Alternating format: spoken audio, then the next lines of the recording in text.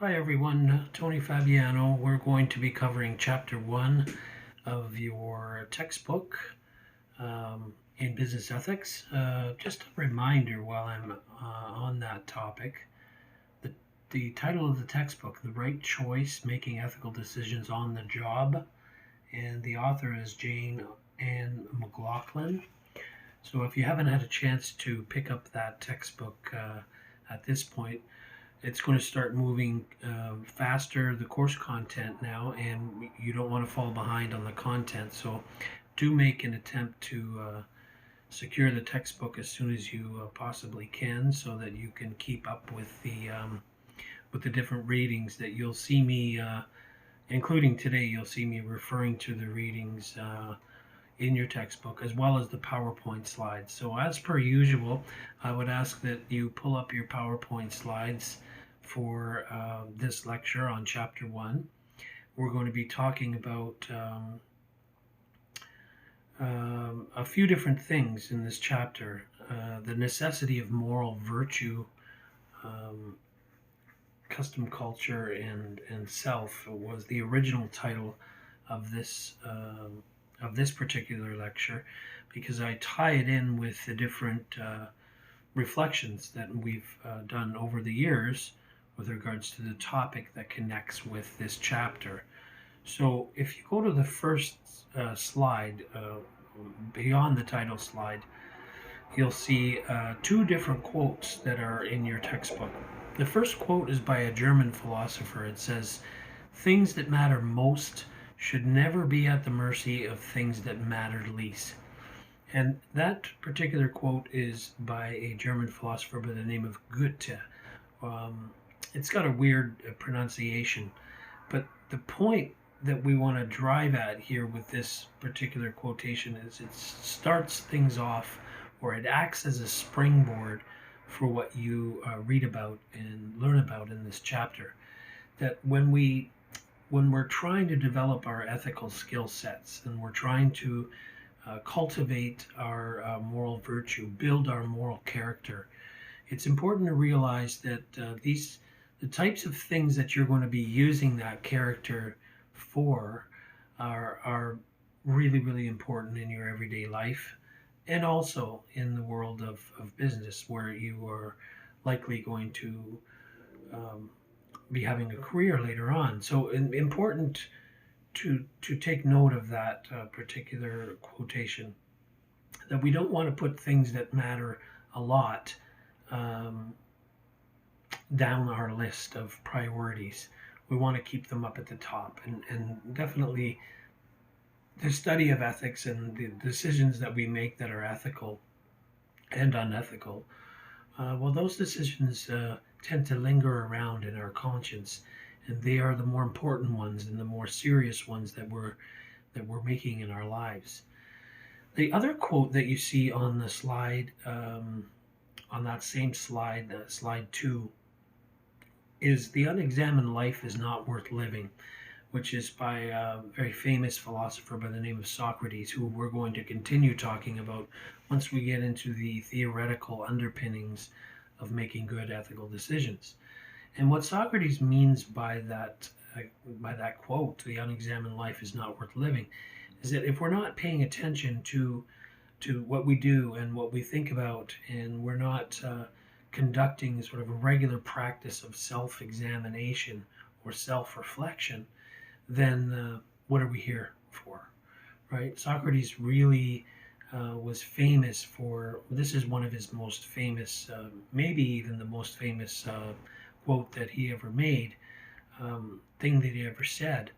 And by it, we take away the notion that, and I've said this already in previous video lectures, that we do need to take it seriously, the practice of ethics, not just because we're moving into the marketplace and we want to secure our career job, but for our lives, for our everyday lives. We want to be able to say that we're thinking about our purpose, and what we want to achieve, and what our objectives are in life, and how our ethical choices and our behavior overlaps or is connected with that. So that I'll leave that sort of with you. It's when I look at that quote, I always think to myself, am I thinking enough about who I am as a moral agent, as a moral person with a conscience? Um, so you can make that, or sort of make connections with that on your own. I say on the next slide, the quote by Goethe points to the necessity of examining the origins of our personal ethics, that we need to prioritize um, the decisions and the choices and the things that we think about in our lives. And those more important decisions that we're going to make are going to be the ethical ones, as it turns out. So the practice of ethics is not something any of us can ignore for very long before we come into contact with a scenario or a dilemma or a conflict where we have to make a choice. Whether or not that turns out to be the right choice, well, we get a good idea of what kind of a choice it is by directing our attention to thinking about it. And that's important. So, the necessity of conscious thought and moral virtue. When we think about things, when we devote the amount of energy to the important things in our lives, we tend to make better decisions, more rational decisions, and less maybe emotional decisions or reactionary decisions. We want to make strategic, insofar as we can, strategic, insightful, balanced choices in our lives. And that's what's being said there on that slide. In addition to the quote that I'll now read that's on there as well, ethical decisions require our ability to think critically and be cognizant, which means be aware of how our actions, which are also linked to our beliefs and our values, how those actions are going to affect others, how our choices are going to affect others, and of course, how we decide on a different or on a particular course of action given a particular scenario. Without the conscious recognition of our decisions, and the actions and the actions that follow, our behavior, we fail ourselves and ultimately we fail others. So, what is conscious recognition? Conscious recognition is taking note for myself of the things that I need to improve on, especially in the way of character. Um, there's an expression, note to self, and this, as we're starting out talking about ethics and what's in the content of the book, it's important to realize that a light bulb has to come on in the individual mind to prompt us to think about how important ethical decisions are ultimately going to be within the context of each of our lives. And this is something we really want to um, draw out, but we want to be able to practice some of these, signs of good character out there in public. Um, I'll give you an example. And this was an example that doesn't date that far back. I was standing in line at a grocery store behind two elderly customers, and I just happened to be standing in a line where there was only three people, the two elderly customers ahead of me and myself. So I had quite an opportunity while I was waiting to be able to observe the interaction that happened between these two elderly folk. And so there was a gentleman that was standing in line, and in front of the gentleman was a lady, and a lady had put all of her grocery items on top of the conveyor belt that you would see at a typical grocery store. And the gentleman behind her was actually counting the items that were on the belt, on the conveyor belt. And the cashier was, of course, there witnessing it as I was. And so the immediate question is, well, okay, why was this lady putting, or why was the gentleman counting the items. And so when I looked at the situation in its entirety, I see that there's a sign that says 1 to 8 items. And it's pretty clearly posted above everybody, and it's pretty difficult not to see. And so what the gentleman was doing in counting those items was signaling to the lady that she had basically too many items and needed to be in another line, and that she was basically holding him up and causing a delay for him. And so when you witness an activity or a set of different behaviors in a scenario like that, you can put yourself in the different roles. The role that I played in that scenario was a spectator. I was watching, as was the cashier. And the interaction that was occurring in front of me could have been explosive. But I ask myself, and this connects with a conscious thought, if I'm the lady, if I'm the lady and I'm having that interaction with the gentleman, how am I going to react? Am I going to react using emotions? Am I going to get mad at that gentleman for counting the items? Am I going to start a conversation that could lead to a bad place? Am I going to overreact? Am I going to be patient? And you can sort of see that scenario between both of those people. If you're the gentleman, maybe perhaps the gentleman is in a hurry to pay for his groceries and leave the store and get to somewhere else that he's going. So we have to think about all of these variables and then reflect upon it after. Did each of these, and depending on what the scenario turns out to be, if it's an explosion between two people arguing about grocery items, well, how many more grocery items did that person have? And would it have been useful for the gentleman to have a little bit more patience? Or is it also useful to look at the lady, and should she have known better not to put 12 or 15 items onto the conveyor belt when there was a sign that clearly sort of said 1 to 8 items? And so for an example like that, we can be the spectator. But there are also obviously going to be times where we are the participant. We're involved in a scenario like that, and we have a choice on what to do. And so, getting the ball rolling and moving with the content that's in this chapter, that's where we need to start. That's the practical sort of takeaway from the study of ethics. The real life situations that we run into and how we react and how much we think about those, or how much conscious thought we put towards situations like that. So we want to say that if you're an ethical practitioner, you're taking a scenario like that and asking yourself a question about what you can learn from what you're witnessing, what you're seeing, and how the people are reacting in front of you, and what kind of choices they make, so that you can be critical, but so that also you can realize that there is different roles. As I've said, there's a participant, there is a spectator, there is a variety of different things that are going on, variables in the situation.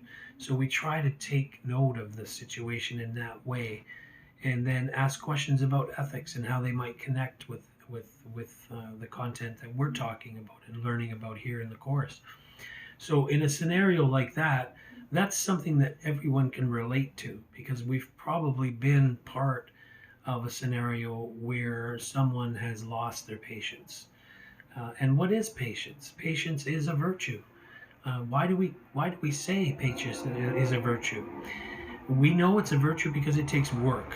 It takes work to be patient, to enact patience when you're confronted with scenarios. Whereas the sort of default behavior, or the behavior that one might choose without really thinking or directing conscious thought, might be to react and react emotionally in those situations. So, just an example for you to think of.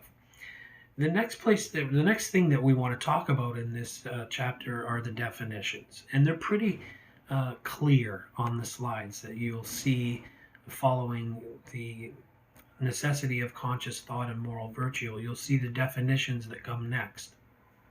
And here, what is a code of ethics? Commonly held guidelines for behavior. When we walk into the workplace, it is highly likely, at least in modern era, that we're going to come across something like a code of ethics. Not every company or organization has a code of ethics, but we should expect to see see a code of ethics, especially if we're entering a professional career. And these are the guidelines that apply to everyone that takes on such a career, or all of the different workers in one workplace, and what rules or expectations the employer has for those people. So we call it a code of ethics is a formalized written code. Here's what you can and cannot do. Now, unfortunately, it's not always black and white and clear in terms of what should I do if X happens to me. Sometimes we have to read between the lines, and sometimes we have to make sense of the gray areas in a code of ethics, which we're going to talk about towards the end of the course.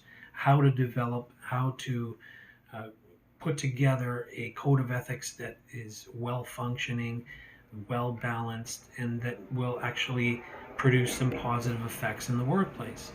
So more on that later, but to define it, we say the code of ethics is definitely the formal record wherein an employer sets boundaries that are for our behavior. The next definition that you see on the slides is ethics. And in this class, in basically all my classes that I teach that are related to ethics, we go through this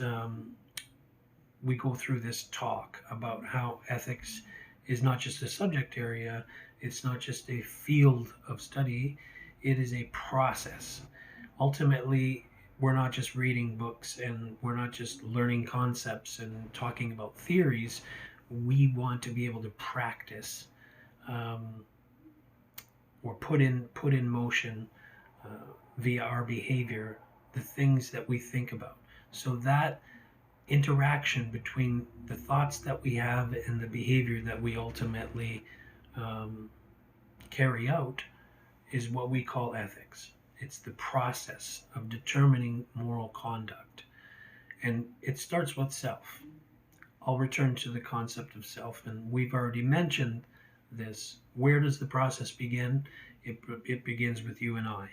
And it carries into the marketplace and the workplace, and wherever we're going to find ourselves after we graduate with our degrees and our graduate certificates and whatever objectives we want to accomplish in higher learning, academia. So what does this process do? Essentially, when we start to talk about it and have dialogue, it converts values, morals, duty, belief into action. First, I think, and you'll see a little chart there, what the process is all about. Self-reflection, number one. I need to be able to critique myself. I need to be able to, as we said in that previous example at the grocery store, I need to ask myself questions like, how would I react? What would I do given a set of circumstances? What's the right choice in these types of scenarios? And there could be more than a variety, or it could be numerous answers on what to do or what is right. But we're not going to be able to discover that without committing to a process of self-reflection. So I say there, process, self-reflection, critiquing self, valid conversion, ethical actions. If there's a valid conversion between the things I think about and how I act, then I'm going to see success and I'm going to be a better position to deal with ethical dilemmas in my life. So when we speak of valid conversion, we can think of it like this. Everyone has beliefs. Beliefs come from a variety of different places. We're going to talk about some of those places in this chapter, probably in the second part, the second video lecture, the follow-up for this talk that we're having now. But essentially, when we make a valid conversion, what we're saying is that the things that we think about, we've determined to be right, or we've determined to be justifiable, and therefore we can see ourselves acting in accordance with our beliefs. Because logically and ethically, it really doesn't make sense to say, I believe X, and then when I face a situation, I act in accordance with Y. So X and Y are different. If I believe X, then I should act in accordance with X. I should do what I need to do, follow through, and that's where we say it's a valid conversion. We want to act ethically. We have to think about the connection between what we believe collectively, what we believe individually, and how that translates or gets converted into actions. The next definition you see on your slide presentation is morals. What are morals? Ultimately, morals are ideal principles of behavior. If I could choose the best type of behavior for this particular scenario, what would it be? And of course, that usually involves a discussion or dialogue that takes place between people to be able to discern what an ideal principle is in a particular situation. We often get caught up in the belief that ethics is situational, that every situation is different, and there really can't be any rule book or any sort of ideal principles for our behavior. But as it turns out, a lot of the things that we experience in our workplaces, in our daily lives, other people have already experienced them in the past. So we want to call upon, the variables might change, like the particulars of a situation might change, but there's a good chance that whatever you are going to go through, somebody has probably been through something very similar to it. So we say it's okay then to talk about what would be an ideal principle of behavior. I.e., for example, if someone is stealing from a company, and just to sort of piggyback on another idea we mentioned before, if I'm working with somebody that's stealing, what would be the ideal principle for behavior for all my employees or for the people I work with, for myself, right? What should I do if I'm given that particular situation? So the only way we discover ideal principles is by having dialogue, by thinking through our choices, thinking through our options, and so forth.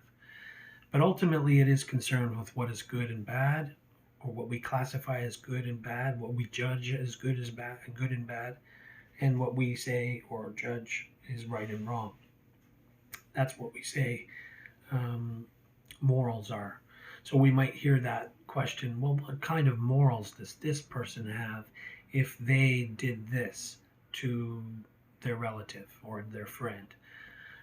And they're sort of the assumption is, well, this person might not have good morals if they acted inappropriately. So why was it inappropriate? So we open up a conversation, or as I say, dialogue, to discover maybe there are ideal principles for these types of situations. And a lot of our discovery to that end in this class is going to relate to the philosophical thinkers that we talk about in the upcoming chapters, chapter 2, 3, and 4 of your text.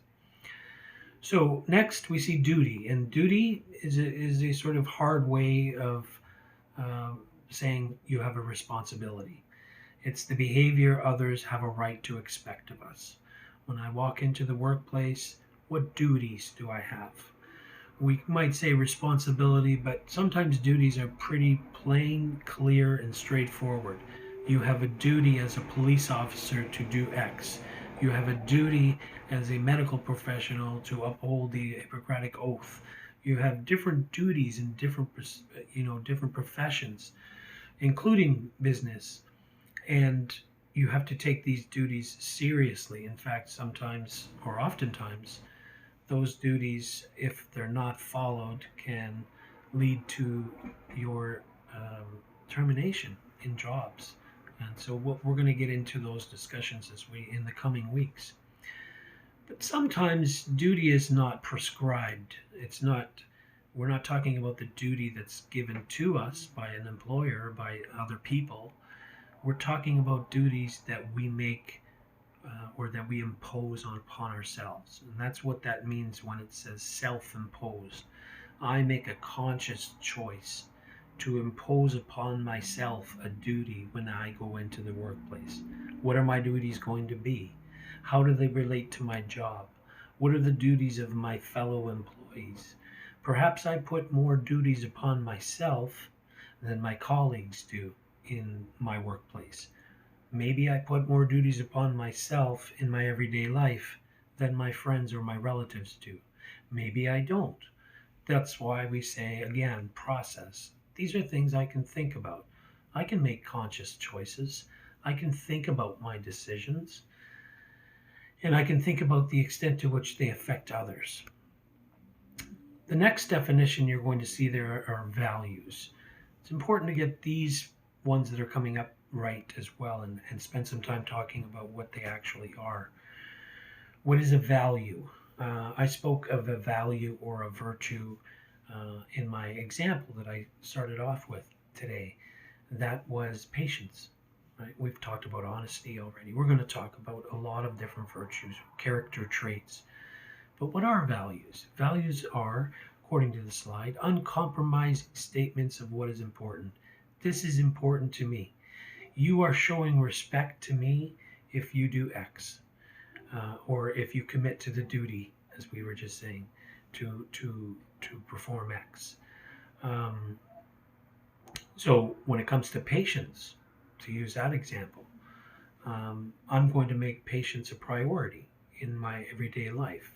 I'm going to take note of the situations that I'm experiencing in my life that teach me about patience and teach me about how to be better at it or to cultivate my value of, or my understanding, my values in relation to that virtue of patience.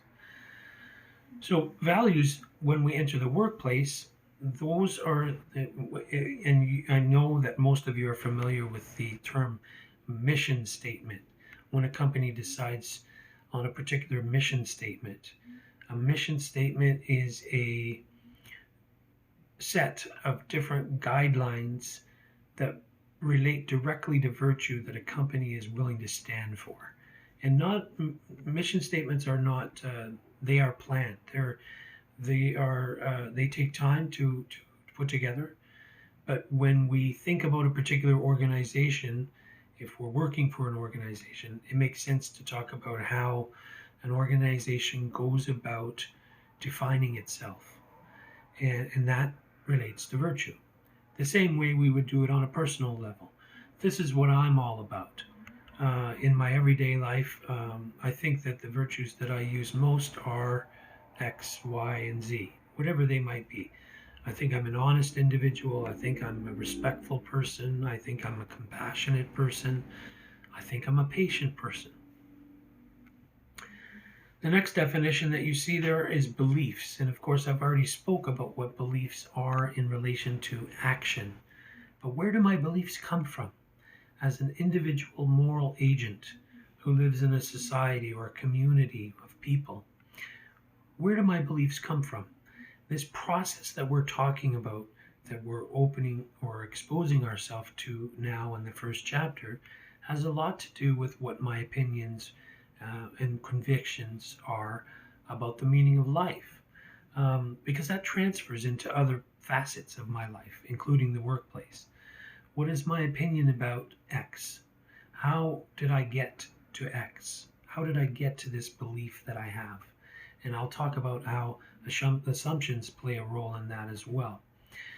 We're also going to talk about in this chapter, belief in God, how belief in God for some affects their behavior. Not for all, but for some people, following God's rule is a priority in their life. And they can call upon different instances or dilemmas and conflicts that they've faced wherein they've relied on their religious affiliation or what religion they're connected with to give them the answer on what to do or how to act in a particular situation. And that's perfectly okay. We're going to come back to this when we dig into religion. The important part here is to say that a belief is sort of like an opinion or a conviction. Ultimately, those beliefs that we have, they are to be turned into behavior. Belief and behavior are supposed to line up, especially in the way of ethics. So we have to put some work into making sure that what we believe is well thought out. It's that we give the amount of priority to the beliefs that we have in our life, and we don't skip over or skim through things. We think about them. That's part of being the ethical practitioners that we're aiming to get to before the end of the course. So it's interesting because when I have conversations with colleagues and students and relatives, sometimes I discover that people hold beliefs that are entirely based on assumptions. That is, they believe um, X because of an assumption that they have yet to uncover. And what is an assumption? And I'm going to give you my definition, which is a pretty commonly held definition for the term assumption. Assumption is a claim taken to be true without evidence. And that's something I would tell my class on logic and critical thinking, that when we assume, we don't have any evidence. Yet we sometimes take what we assume and for whatever reason it becomes a belief, or it becomes woven into what we believe. I believe this, and then when I think about it, I understand that that belief that I had is based on assumption or assumptions, or there's something a little strange about the belief that I have in X. So the when we were talking about Socrates and examining your life, this is part and parcel of the process of ethics, that we're able to go back and say, I held this belief, or at least I thought I believed this, and now I'm discovering that it's probably not the best way to think about it. Maybe I need to change my belief. Maybe I need to amend my belief, what I believe, especially when we find evidence to the contrary. When we have evidence, because of course, when we make assumptions, we don't actually have evidence. So your textbook is going to tell us that assumptions are also, and this is important for our purpose, unconscious, things we haven't thought about. Unconscious, self-evident truths, things that we think are true, but we don't really have a reason for believing them. The underlying basis of our values, morals, and duty shouldn't always be assumptions. So we have to call upon this process of self-examination and look at some of these different assumptions that we have and fix them where we can, make them in the sort of in with an eye towards becoming a more fair and balanced moral agent. The next slide, and this will be the last slide for this first part of the video lecture, we're going to talk about external forces that shape our ethics, or that definitely play a role in the way that we think about the world from an ethical point of view. So it would be difficult for me to tell anyone that your family doesn't influence your ethics, and that your values that you learned as a child don't play into the way that you think about things today, and ultimately the way that you behave. Our families have usually a strong presence in our intellect and in our conscience. And sometimes we choose not to do certain things because we're thinking about our family members, or we're thinking about what our family members might say about a particular behavior and how they might not like it, or how we learned earlier on in our lives not to do certain things, yet we find ourselves in situations where we're doing them. The example that I want to talk about is from my own life, and when I'm thinking about, values that were carried, that I'm still sort of stand on today, that have carried through my professional career and through my school, um, they date back into my early childhood.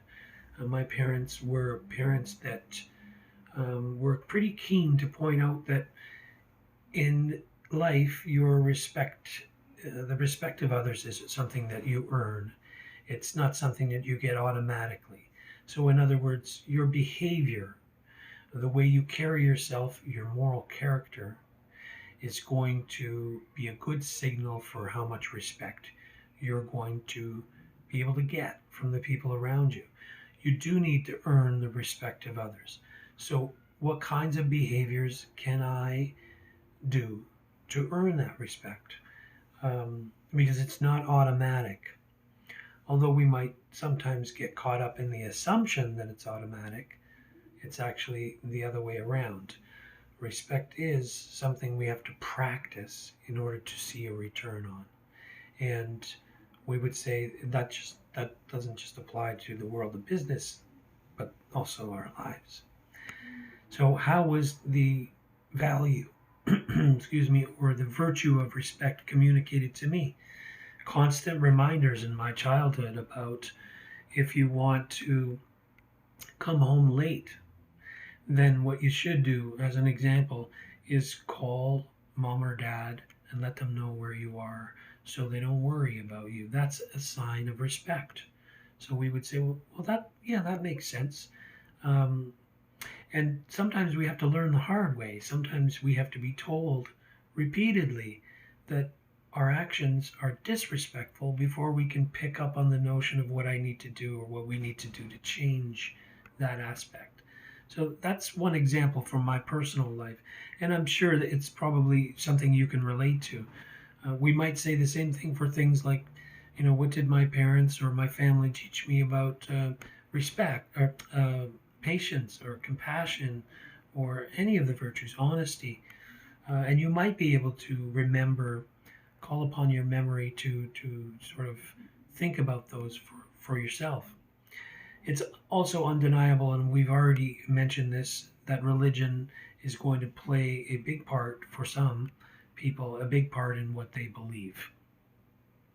And while we're on respect, I'll say, how religion, one thing that I was taught over and above any particular religious affiliation that my family might have had was that we should always respect other religions, that there's enough room in the world for us to respect each other and what we believe, and that we can make our way through peacefully if we can commit ourselves to respecting the fact that not everybody believes what I believe or what we might believe, that there's different cultures, and that we should open ourselves up to recognize that our culture, our religion, our ways of doing things are not the only ways. Because the more we get caught up into that one-sidedness in relation to our beliefs, the more we find ourselves in constant conflict. And we could say, in the history of the world, a lot of wars began because of religion. So imagine what kind, how history could have been changed if we were to enact the ideal moral behavior that we should respect each other's religions. And of course, we should respect also the people that have no religion, right? That's important. And it's also important when you get into the workplace, because you might find yourself part of a conversation where there's a religious undertone, and you have to kind of be careful in situations like that. Some employers might even say religion is we have no place for religion in the workplace, or they might say, we're a non-denominational institution, which means we welcome all religions of the world, that we hear dialogue and we're willing to listen to other cultures, religions, and so forth. So, continuing on with external forces that shape our ethics, or our moral compass is another way to put this. Education. Think about when you were attending school prior to attending Algoma, prior to going to university. What kind of education did you have? What morals and values did you learn about in school? Um, One of the sort of very basic examples that I share with students commonly is, you learn in kindergarten that you should be putting the toys back where they go after you leave the sandbox.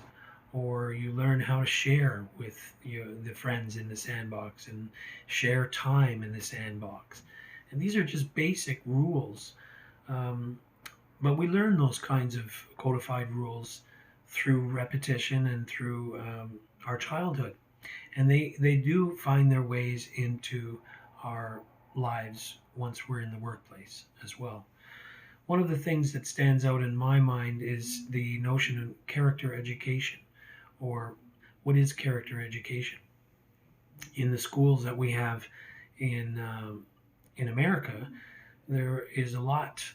We see a lot, at least in schools, on bulletin boards about character education and how at a particular school, and I'll just use a fictional name, at Blackwood Public School, we believe in honesty and citizenship and respect and these kinds of things. And so the question that ethical practitioners ask, and academics included, is so how do we show children in public school and private school, any school, that that they're learning about character, and how do we communicate that to them? So the values that we take away from our education are going to have an impact on our moral compass. Next, we see friends and colleagues. Pretty obvious to say that most of us are influenced by our friends and colleagues, and most of us have heard the expression peer pressure. I did this because my friends did it, and now this is why I chose to this particular course of behavior. So I ask questions like, how have friends or work colleagues influenced me? Do they still influence me? What is the level to which they influence me? Do they have, minimal influence on me, or is that influence a little bit higher than maybe it should be? So we think, well, friends and colleagues they're going to have an influence. Lastly, before we round out this tonight's lecture video, I want to talk about social culture. What cultural values do you think exist in your community? And that could be your religious community. It could be your, as Ontarians and living in Ontario, as Canadians. There's a social culture that's happening wherever we are. It's sort of like the culture that we would take away from religious affiliation. But here we're talking about society, everyday society. What is Canada known for? How do the values that Canada stands for relate to me, right? It's actually, there's a funny piece that I usually include with this talk about how sometimes American people from the United States are only able to relate to two things when it comes to Canada. And I found this on more than a few occasions, that some residents of the United States believe that Canada is basically hockey and beer. Hockey and beer. And to that, we would say probably, yeah, a lot of Canadians do like hockey and they do like beer. But that's not all that Canada is about. There's some other things that are woven into the Canadian culture that are worth bringing to the surface, such as politeness. This is something I hear, kindness. I hear a lot in other facets and parts of my life about how Canadians are friendly and gregarious and welcoming and apologetic.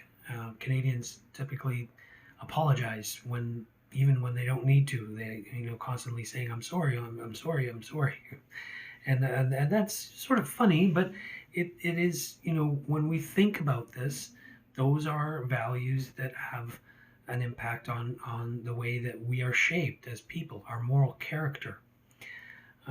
So, what our virtues are, or what they turn out to be, has a lot of connection with our social culture, with our friends and our colleagues, our education, religion, and family, and of course, other avenues as well. But the focus here in our textbook is on those external forces. Okay, so I'm going to leave it at that for this video lecture. When we come back, we're going to talk about the locus of control and what that is, and how it also affects um, the process of becoming ethical practitioners and learning how to practice some of the ideas that we're talking about. We're going to talk about the locus of control. We're going to talk about cognitive moral development and feminine moral development. And we are going to then talk a little bit about moral development on the whole, sort of bring it back around and circle back to the ideas as a collection of ideas that we might think about putting into practice within our own life. So I'll see you at the next video lecture. Thank you.